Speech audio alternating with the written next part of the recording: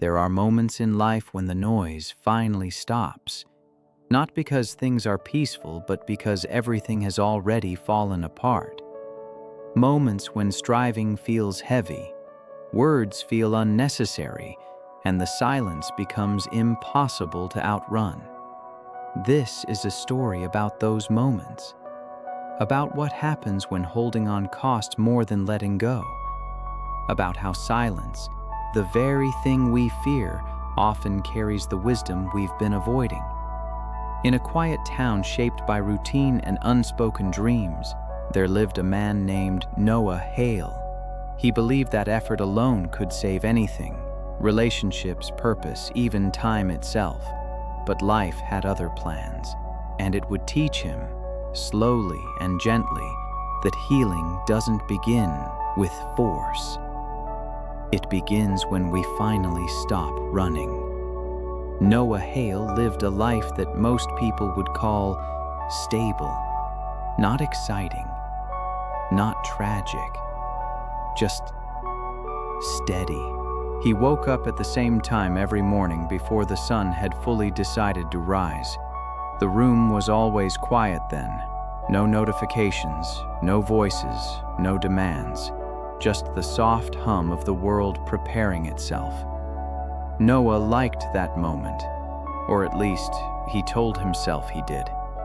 He moved through his days with discipline, work done on time, responsibilities met, promises kept. He was the kind of man others relied on without ever really seeing. The kind who showed up early, stayed late, and never complained. Strength to him meant endurance, carrying weight without asking who put it there. But beneath the order of his routines lived a constant pressure, an unspoken noise that never fully went away. It followed him during his commute, filling the empty space between red lights. It sat beside him at dinner, where conversations felt rehearsed and shallow. It waited for him at night when the lights were off and distractions were gone. Silence made that noise louder. Noah believed silence was dangerous. In silence, thoughts wandered. Memories resurfaced. Questions appeared without permission. So he stayed busy. He filled the gaps with work, lists, podcasts, anything that could keep him moving forward without looking inward. He told himself he was building something, a future, a sense of purpose, a life that made sense. But the truth was simpler and harder to admit. He was running.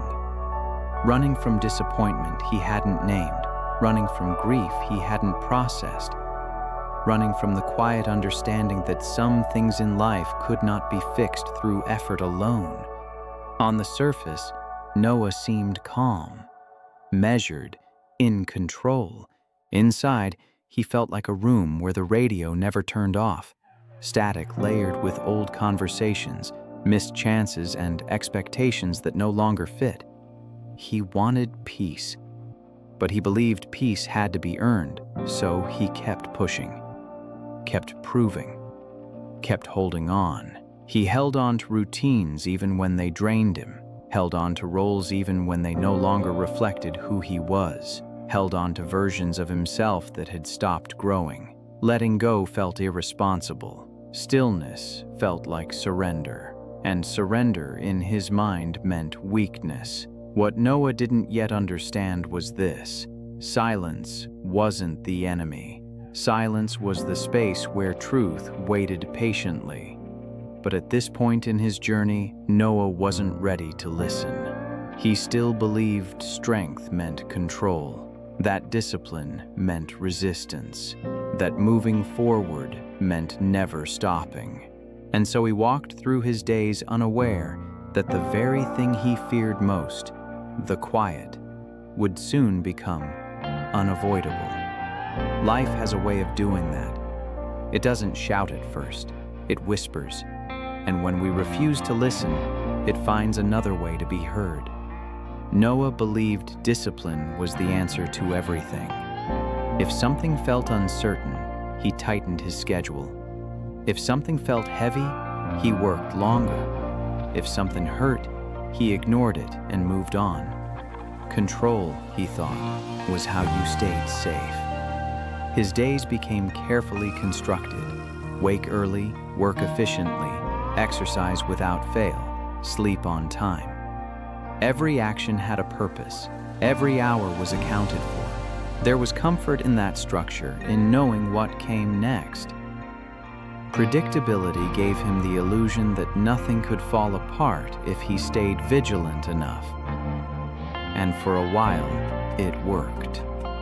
Small victories appeared, compliments at work, a sense of reliability others admired, moments where he felt almost proud of how much he could carry without breaking.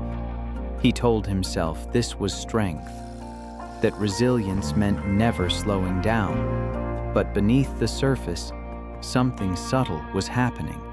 The more Noah controlled his life, the smaller it felt. Moments of joy became scheduled instead of spontaneous. Rest became something to earn, not something to receive. Conversations felt transactional, useful, polite, distant. He was present everywhere, yet deeply absent from himself. Still, he pushed, because letting go felt reckless, because stillness felt like giving up ground, because he had learned, somewhere along the way, that worth was measured by effort. So when life asked him to loosen his grip, he refused. When relationships required vulnerability instead of consistency, he chose consistency. When emotions surfaced that couldn't be solved, he buried them under productivity. When silence crept in, he drowned it out with motion. Noah didn't realize that control, when taken too far, becomes a cage. He mistook busyness for purpose, mistook discipline for identity, mistook endurance for healing. There were signs, of course, there always are. A tightness in his chest when plans changed unexpectedly. Irritation at moments that disrupted his routine. An exhaustion that sleep never fully cured, but he ignored them. Signs are easy to dismiss when they don't scream. He told himself he was doing the right thing. That stability required sacrifice. That peace would come later, after one more goal, one more milestone, one more season of effort. What he didn't see was the quiet truth forming beneath it all. You cannot control life into loving you back. You cannot discipline your way out of grief, and you cannot outrun silence forever. The illusion of control is comforting because it feels active. Letting go feels passive, uncertain, unsafe. So Noah kept building walls out of habits and rules, believing they would protect him. He didn't know those same walls were slowly cutting him off, from connection, from meaning, from himself. And then, without warning, something shifted. Not loudly, not dramatically, just enough to loosen the ground beneath his feet, and when control finally slips, it never does so gently. The moment everything changed did not arrive with drama. There was no warning sound, no clear sign, no pause to prepare. It came quietly, like most real losses do. One ordinary morning, Noah received news that fractured the careful structure of his life. The kind of news that doesn't shout, but settles into your chest and refuses to leave. A relationship he had assumed was permanent ended in a few measured sentences. Not out of anger, not out of betrayal, out of exhaustion. I don't feel you here anymore. That was all it took. The words replayed in his mind long after the conversation ended. He tried to respond with logic, with explanations, with promises of change built on effort, but none of it mattered. The decision had already been made in the quiet spaces he never entered. What Noah didn't lose was just a person. He lost certainty. He lost the future he had rehearsed. He lost the belief that discipline alone could preserve what mattered. The days that followed felt unreal. Time continued, but he didn't. He moved through routines on instinct, like a machine following commands long after the purpose had been removed. Work became harder, not because the tasks changed, but because the meaning did. The structure he once relied on now felt hollow. The praise he received no longer reached him. His calendar remained full, yet everything inside him felt strangely empty. At night, the silence he had avoided his entire life finally caught up to him. No music, no podcasts, no distractions. Just the echo of what he didn't say, what he didn't notice, what he postponed until later. He lay awake replaying moments he had dismissed as insignificant. Missed pauses, unasked questions, invitations to be present that he declined without realizing it. Control slipped through his fingers and there was nothing to replace it. He tried, of course. Tried working more. Tried fixing things through action. Tried convincing himself that this was temporary. But effort no longer produced results. The more he pushed, the heavier everything felt. His body carried tension it didn't know how to release. His mind searched for solutions where none existed. Life, once predictable, now felt unfamiliar and unstable. For the first time, Noah had to face something he'd spent years avoiding. Some things cannot be repaired. Some endings do not come with closure. Some losses are not failures, but they feel like them anyway. And in that realization, something inside him cracked. Not loudly, not visibly, but enough to change everything. This was the moment when his old rules stopped working, when discipline failed to protect him, when control revealed its limits, and standing in the aftermath, Noah felt something unfamiliar and terrifying: helplessness. Noah didn't accept the loss. Not really. He acknowledged it. Yes, he told people he was fine. He showed up, responded when spoken to, nodded at the right moments. But acceptance requires release, and Noah held on with everything he had left. He replayed the past like it was a problem waiting to be solved. If he had listened more, if he had slowed down, if he had noticed sooner. He told himself that understanding the mistake would undo the outcome, that clarity would reopen doors already closed. So he clung to memory, not because it brought comfort, but because it gave him something to grasp. Letting go felt like erasing meaning, like admitting that effort hadn't been enough, like saying goodbye without permission. So he resisted. He kept old messages, revisited familiar places, held conversations in his head that never happened in real life. The pain became familiar, sharp, constant, oddly grounding. It hurt, but at least it proved something mattered. At least it meant the loss was real. Silence, however, threatened to take even that. When there was nothing to replay, nothing to fix, nothing to analyze, the weight became unbearable. Silence meant there was no one left to argue with, not even himself. So Noah stayed mentally busy. He filled his mind with guilt disguised as responsibility, with self-blame masked as accountability, with longing reframed as loyalty. He believed that holding on was a form of respect, a sign of depth. But grief doesn't honor effort.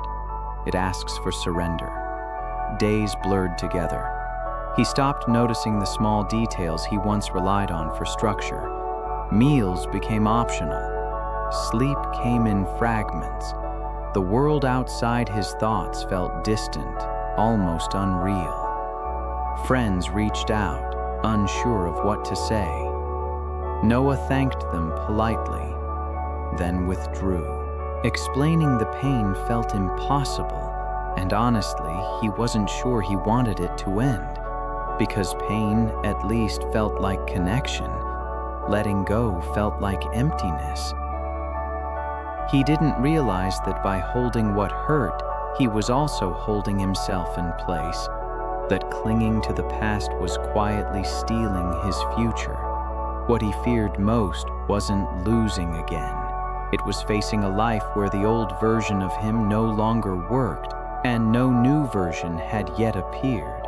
So he stayed where he was, in between, suspended, emotionally paralyzed, waiting for something to change without changing himself. But life does not wait forever, and eventually, when resistance exhausts itself, silence takes over, not as an enemy, but as a mirror. Noah was about to face the quiet he had been avoiding, and this time, there would be no distraction strong enough to keep it away. Silence eventually becomes unavoidable. For Noah, it arrived not as a dramatic collapse, but as a slow withdrawal from everything that once filled his days. He stopped staying late at work, stopped answering messages right away, stopped pretending he was moving forward. The world didn't notice at first. It rarely does. He spent more time alone in his apartment, a place that now felt larger than it ever had. Rooms echoed, clocks sounded louder. Even his own breathing felt intrusive in the stillness. This was the quietest room he had ever been in. Not because there was no sound, but because there was nothing left to distract him from himself. Days passed without shape. He sat by the window some mornings, watching people move with purpose he no longer recognized. They had somewhere to go, something to become. He felt like a paused frame in a film that kept playing without him. At night, the weight pressed heavier. Memories came without invitation, not just of the loss, but of everything he had avoided feeling long before it. Old disappointments, unspoken fears, the realization that much of his life had been built around endurance, not fulfillment. He asked himself questions he had never allowed before. Who am I without effort? Who am I without being needed? Who am I when there's nothing to fix? There were no answers, just more silence. And in that emptiness, something frightening emerged. Numbness, not sadness, not anger, just a dull absence where emotion used to be. This was the lowest point, not because the pain was unbearable, but because it felt endless, because nothing seemed to move, including him, because even hope felt like something that belonged to another version of his life. Yet hidden in that stillness was a truth Noah couldn't yet see. When everything is stripped away, roles, routines, expectations, what remains is not weakness. It is raw awareness. For the first time, Noah wasn't running. Not because he had chosen to stop, but because he had nowhere left to go. And in that forced stillness, life prepared to meet him differently. Change doesn't always begin with motivation. Sometimes it begins with exhaustion. And in the quietest room, with nothing left to hold on to, Noah stood at the edge of something new, though it didn't look like hope yet. It looked like emptiness, but emptiness, when met honestly, becomes space. And space is where transformation begins.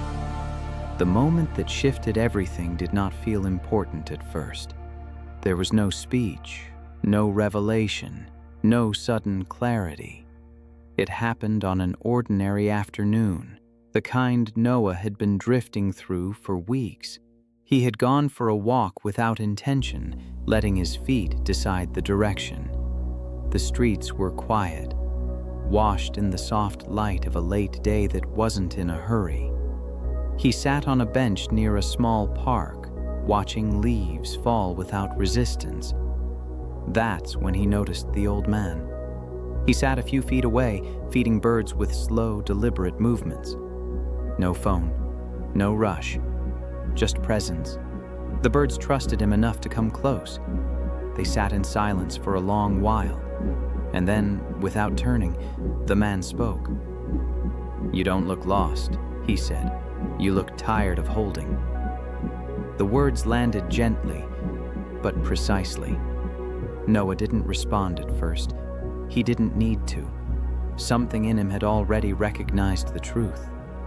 The man wasn't asking for an explanation. He wasn't offering advice. He was simply noticing. After a pause, Noah spoke quietly. "If I let go, it feels like I'll lose everything."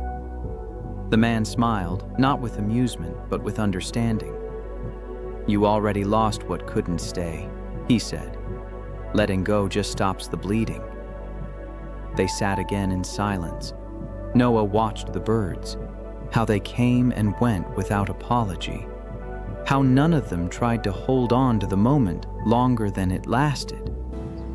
The man stood up slowly, brushing crumbs from his hands. "Stillness isn't given up," he said as he walked away. "It's how you hear what's been waiting to speak." And just like that, he was gone. No name, no lecture, no instructions. But something inside Noah shifted. For the first time, silence didn't feel hostile. It felt neutral, like a space that could be listened to instead of fought. That evening, Noah went home and did something unfamiliar. He sat. No distractions, no effort, just breathing. Thoughts came. Memories surfaced. Feelings rose and fell. He didn't chase them, didn't push them away. He let them pass like the birds in the park. It was uncomfortable, then unfamiliar, then quietly relieving.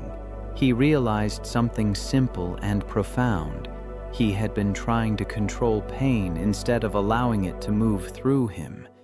And pain, when given space, softens. This wasn't healing yet, but it was the beginning of honesty. And honesty is where rebirth always starts. Healing did not arrive as relief. It arrived as practice. The morning after the encounter, Noah woke up with the same weight in his chest, the same uncertainty, the same unanswered questions. Nothing external had changed, but something subtle had shifted in how he met the day. He didn't reach for his phone immediately, didn't plan the day in his head, didn't rush to outrun the quiet. Instead, he sat on the edge of his bed and breathed. It felt awkward, almost pointless, but he stayed, long enough to notice the tension in his shoulders, long enough to feel the resistance in his thoughts, long enough to realize how rarely he had allowed himself to simply exist without fixing. Letting go, he learned, was not a single decision. It was a discipline, a quiet one. He began with small acts of release, not revisiting old messages, leaving certain questions unanswered, allowing moments to pass without assigning meaning to them. Each act felt like stepping into cold water, uncomfortable at first, but strangely clarifying. Silence became part of his routine, not as something to conquer, but something to respect. Some days were harder than others. Grief returned without warning. Old habits tugged at him, tempting him to analyze, control, or distract. When that happened, he noticed the urge without following it. This was new strength. Not force, not endurance, but restraint. Noah started walking again, slowly, without destination. He paid attention to things he used to miss, the sound of footsteps, the way light changed throughout the day, the quiet dignity of things that didn't rush. He wasn't happier yet, but he was more present. and presence brought something he hadn't felt in a long time: honesty. He admitted what he had lost, admitted what he could not change, admitted that part of his pain came from trying to be someone he no longer was. Letting go didn't erase the past. It loosened its grip. There were moments when he felt fear that without constant effort, he would disappear. But the more he practiced stillness, the more he realized something unexpected. He wasn't fading. He was returning to a version of himself that didn't need to perform to be worthy, that didn't equate control with safety, that understood peace wasn't earned through suffering. This was not transformation yet. It was preparation, like clearing a field before new growth can begin. And though the journey ahead would test him, Noah had taken the first real step forward, not by pushing harder, but by finally setting something down. Letting go does not erase old habits, it challenges them. Just as Noah began to feel steadier, life tested the ground he was standing on. Familiar pressures returned, deadlines, expectations, subtle demands to become who he used to be. The world hadn't changed. It still rewarded speed, certainty, and control, and part of him missed that clarity. There were mornings when he woke with the urge to fill every minute again, to rebuild the armor of productivity, to prove, once more, that he could carry everything without asking for help. The old pull was strong. He noticed how easily his mind reached for familiar patterns, planning obsessively, replaying conversations, measuring his worth by how useful he felt. These habits had once protected him. Now they threatened to undo the quiet progress he'd made. This was the real test, not the pain of loss, but the temptation of familiarity. Some days he slipped, he overworked, overthought, overextended, and each time the tension returned, not as punishment, but as a signal. Instead of judging himself, Noah paused. He learned to notice the difference between discipline and avoidance, between structure that supports and structure that suffocates. He reminded himself that strength wasn't about never falling back. It was about recognizing when you had. Consistency replaced intensity. He returned to stillness not as an escape, but as a recalibration. When silence felt uncomfortable, he stayed with it. When fear surfaced, he named it instead of resisting it. This time, he didn't run. Slowly, trust formed. Not in outcomes, not in certainty, but in his ability to respond without losing himself. He realized that letting go wasn't passive, it required courage. The courage to remain open when control felt safer. The courage to stay present when distraction offered relief. The old pull didn't disappear, but it no longer led.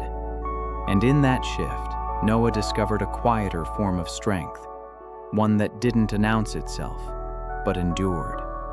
Peace did not arrive all at once. It arrived in fragments, small, almost unremarkable moments that Noah might have ignored in another life.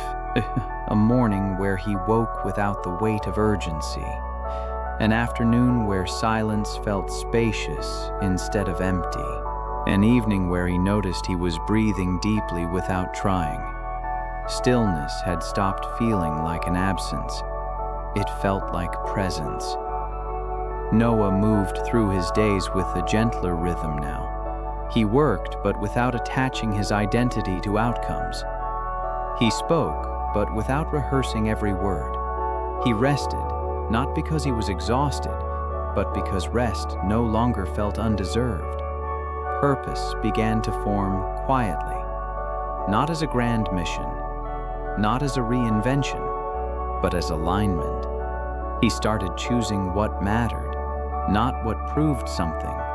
He said no more often, not out of defiance, but clarity. He listened without waiting to respond. He allowed moments to be unfinished, and something unexpected happened. People felt closer to him, not because he did more, but because he was there, fully, honestly, without armor, without performance. The silence he once feared now softened his presence. It made space for others to breathe too. He realized that peace wasn't the absence of struggle. It was the absence of resistance. The loss that once defined him no longer controlled him. It still existed, but it no longer demanded constant attention. It had become part of his story, not the center of it. Stillness had become home, not a place to hide, but a place to return. A place where he could hear himself clearly. A place where nothing needed to be forced. A place where life could unfold without being managed. Noah understood now that wisdom doesn't arrive through noise or urgency. It emerges when we stop interrupting ourselves. And standing in that quiet understanding, he felt something steady and real, not happiness, but peace. This is where the story turns toward you, because Noah's journey was never just his.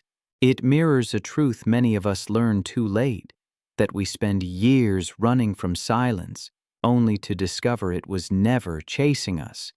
It was waiting. You may recognize the pattern. Staying busy so you don't feel, holding on so you don't have to grieve, controlling what you can because uncertainty feels unbearable. But silence teaches gently if we allow it. It teaches that discipline without awareness becomes a prison. That strength is not how much you can endure, but how honestly you can listen. That letting go is not failure. It is respect for what has already taught you its lesson. Silence teaches that healing is not dramatic. It is quiet, repetitive, and deeply personal. It looks like choosing presence over performance. Like setting something down without replacing it immediately. Like trusting that you are still worthy even when you are not producing, fixing, or proving. It teaches that pain softens when it is no longer resisted, that peace appears when you stop demanding certainty, that rebirth doesn't arrive as a new identity, but as a return to yourself. If you are in a season of noise, exhaustion, or quiet grief, know this: you are not behind, you are not broken, you are not weak for feeling tired of holding on. Sometimes the bravest thing you can do is pause, to sit with the silence instead of filling it, to listen instead of react, to let go, not all at once, but gently, honestly, in your own time. Like Noah, you don't need to become someone else. You only need to stop running from who you already are. And if this story stayed with you, if it reminded you of something you've been carrying quietly, then take that as a sign to breathe, a sign to rest, a sign to trust the stillness. If this story helped you feel understood, consider sharing it with someone who may need it. And if you'd like more stories like this, calm, reflective, and human, remember to like, subscribe, and return, because sometimes the most powerful journeys begin not with movement, but with silence.